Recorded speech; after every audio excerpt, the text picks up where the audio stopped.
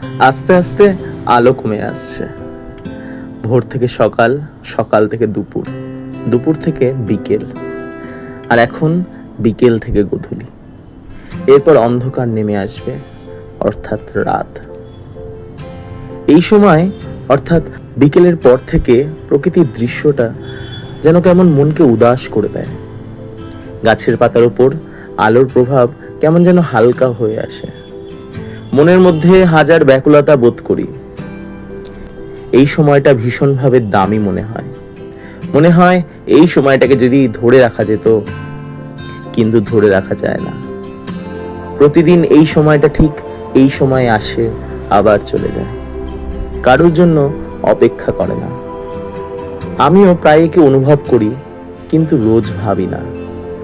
আবার এক আধ দিন একে নিয়ে লিখি আজকের মতো। কবিতা গোধূলি, লেখা ও পাঠে সপ্তদীপ সাহা।